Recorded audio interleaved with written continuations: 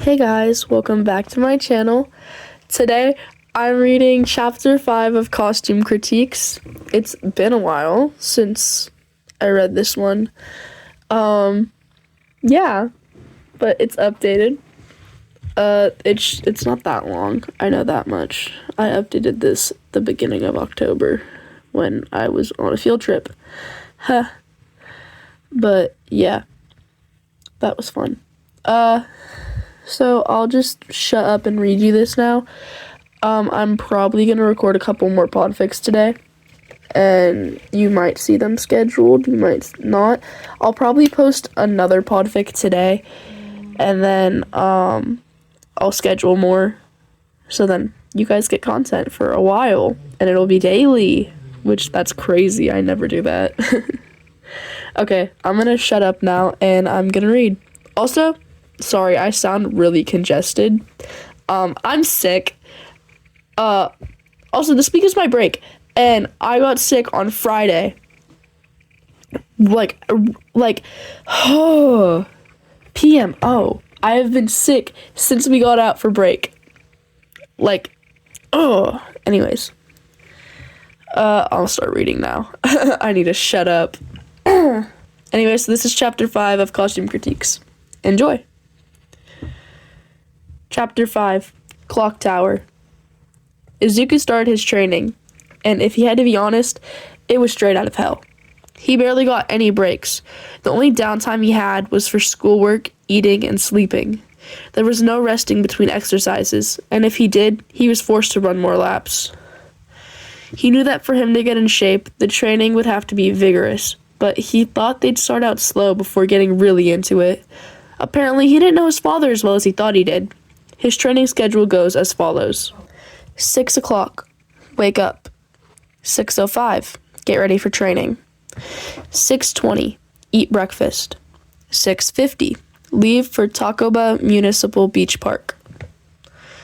7, strength training at Takoba Municipal Beach Park. 9:55, leave for Masutafu's family park. 10, stamina training around Masutafu's family park. 11:55, walk to Hopper's Cafe. 12 o'clock, lunch at Hopper's Cafe. 12:25, walk back to Masutafu's family park. 12:30, flexibility training at Masutafu's family park. 13:56, warp to Shinjuku Gion National Garden. 1400 hours. Sparring with dad or friend if cleared with dad at Shinjuku Gion National Garden. 1626. Warp to dad's Tokyo training facility. 1630. Environment training in dad's training facility in Tokyo.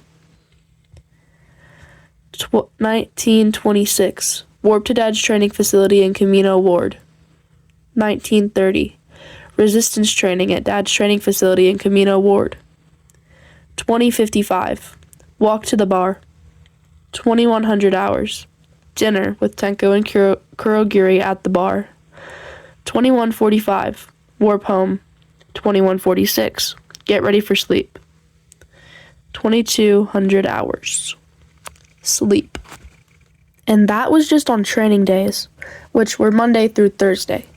Then Fridays were for strengthening his analysis skills, while the weekend was for learning, since that is something he still needed to do. Those schedules weren't as elaborate as the training one, because it was pretty basic stuff. And while he's being homeschooled, Kachan's being transferred to Korusan Middle School, which is a private middle school in Masutafu. It's actually the middle school Kachan was supposed to start attending at the beginning of their middle school career, but his parents had decided to send him to Aldera because they'd heard good things about it. Safe to say that whoever told them that was either lying or didn't have a kid who was quirkless. Anyways, Kachan had been going to the school for a few weeks, and he actually found someone to tolerate him. That surprised Izuku, because the only reason that the kids at Aldera tolerated him was because they thought he was a god among mortals. Korusan was different. It had a bunch of elite kids with cool quirks, so finding someone to tolerate Kachan and his attitude was definitely a rare occurrence. Izuku was even more surprised when he found out who exactly was tolerating Kachan. Of course, he knew that the boy went to the same middle school as Kachan, but he hadn't really expected Kachan to meet him, let alone become friends with him. The boy was basically hero worship royalty, and Izuku did worship him like a god. Shoto Todoroki, the number 2 pro hero's Endeavor's youngest child, is the student who Kachan acquainted. Izuku had literally walked away after Kachan told him his new friend's name. His best friend was befriending his celebrity crush, and if Kachan befriended Shoto, then they'd hang out. Therefore, Izuku would hang out with him, and then Izuku would embarrass himself in front of Shoto Todoroki. He did not want that to happen. Izuku had to specifically tell Kachan to let him know when he was inviting Shoto to their hangouts, so he'd be prepared. Kachan had agreed, but he doesn't always remember the things he agreed to, so, of course, Kachan brought Shoto to one of their hangouts without telling Izuku. Izuku, Kachan called, causing said boy to look up from the textbook he'd been reading to study. His dad was running errands today, so he was given an extra school day. And Kachan had suggested that since his exams were coming up, that they study at the library together. It's not to say that Kachan didn't know the stuff that would be on their exams. He was just trying to give Izuku something to do. Or at least that's what he says. Izuku smiled as he made eye contact with his best friend. Kachan had his backpack slung haphazardly over his right shoulder. He was wearing his school uniform, which consisted of a white undershirt, a forest green blazer, Persian blue slacks, and a black tie that Kachan had undone, and his normal brown loafers. Izuku knew that Kachan's styling skills were better than he let on. It's kind of hard not to when you're raised by 2 fashion designers. That's why his eyes were drawn to the person walking behind Kachan. Izuku had just expected to see some random guy, but no, he in fact did not see some random guy. Instead, he saw his favorite person in the entire world, other than his mom. Shoto Todoroki was walking behind Kachan, and okay, that's fine. Izuku can deal with studying in the same library as the love of his life, but then he realized that Todoroki wasn't walking separately from Kachan. He was walking with him. Izuku's eyes widened as he stared at the pair walking his way, and oh shit, Todoroki was walking his way. Todoroki, whose hair was windblown, causing strands from either side of his head to cross over into the other's territory. The sun was shining right on him as he pushed his hair back to get it out of his eyes. Unlike Kachan, Todoroki had both of his backpack straps over his shoulders. He was wearing the same outfit as Kachan, but instead of wearing his blazer, he had it draped over his forearm. His undershirt's top 2 buttons were open, exposing part of his collarbone, which made Izuku want to faint on the spot. They continued to make their way towards Izuku's table, as said boy stared dumbly at the pair. Izuku started debating whether he should run and hide or thug it out and embarrass himself. Of course, because Izuku's the son of Izuku Midoriya, he will always find a way to get to secret option number 3. Izuku turned to the person next to him and just started talking. Hey, so I know this is going to sound weird, but I need you to pretend to be my friend and get me out of here before those 2 come over here, Izuku explained, tilting his head in the direction of Kachan and Todoroki. The boy blinked at him before responding. Do I get to know why you were doing this, or is that explanation going to be weird too? He asked, raising an eyebrow expectantly at Izuku. He floundered a moment before coming back to himself. Long story short, my friend brought my crush to study with us, and he didn't tell me, and I really don't want to embarrass myself, so I'm just abandoning our planned study session altogether, so I don't have the chance to, he explained as Todoroki and Kachan were closing in fast. The boy glanced at the pair, walking towards them before sighing. Fine, I'll help you, he said, reaching a hand out towards Izuku, causing him to beam and the other boy to roll his eyes. Izuku quickly packed up his books, the boy did the same. By the time Izuku was throwing his ragged yellow backpack over his shoulder, Kachan and Todoroki had reached their table, and Kachan looked very confused. Izuku was just going to walk away without a word when, Izuku, Kachan said, practically seething, causing Izuku to freeze as his eyes bored into the back of Izuku's skull. Izuku gulped as he slowly turned around with a sheepish smile on his face. He was about to come up with some fake story to let Kachan know why he was leaving when Kachan started speaking. Where the hell are you going with Monoma?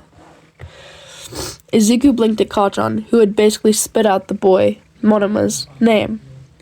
He turned his head to look between the two. You know each other? He asked, raising an eyebrow at his best friend. Didn't know you actually needed to study like us mere mortals, Bakugo, Monoma said, rolling his eyes as he looked at Kachan. Is Katsuki Bakugo actually human? Monoma had a hand over his heart and widened his eyes slightly for added effect as he mocked Kachan. Kachan, for his part, was seething, but he wasn't making any effort to attack the boy. The only indication that he was restraining himself was his nails digging into his palms. Izuku watched Todoroki place a hand on Kachan's lower back as an act of comfort. Izuku, both to stop himself from crying because Monoma's mocking was funny, and because Monoma's mocking was funny, laughed. All three pairs of eyes were turned onto him.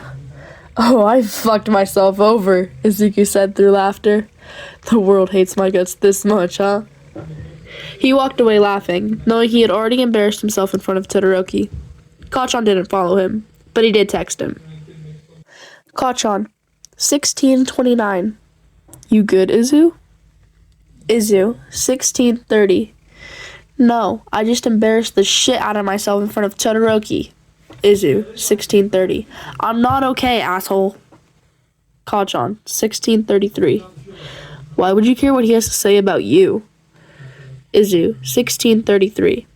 Kachan, I don't know if you remember or not, but Todoroki has been my celebrity crush for multiple years. Kachan, 1633. Oh. Izu, 1633.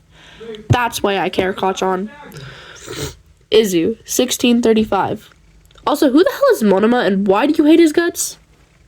Kachan, 1636. He's this cocky POS in my class who believes he'll make it to number 1 at some point, which won't happen because I'm gonna get up there first. Izu, 1637.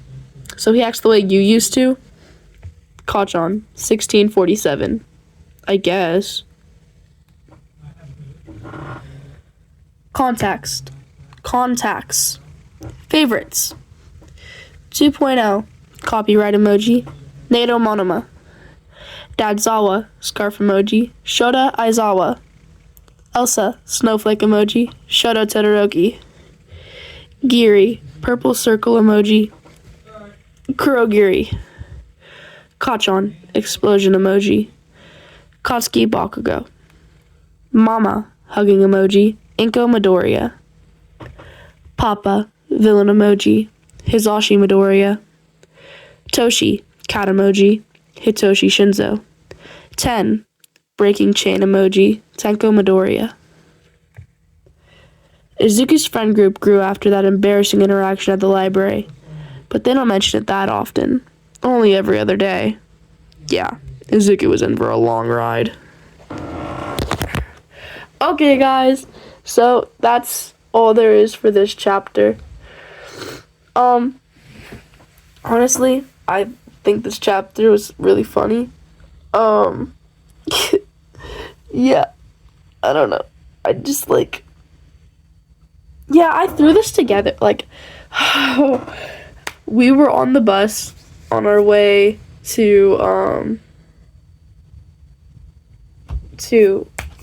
we were on our way to our destination. Yeah. And, I just, said, hey, you know what? I'm gonna write some fan fiction.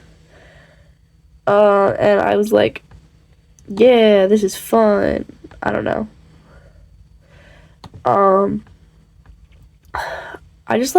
No, I think I wrote this on our way back. Yeah, I wrote this on our way back, not on our way to. But, yeah.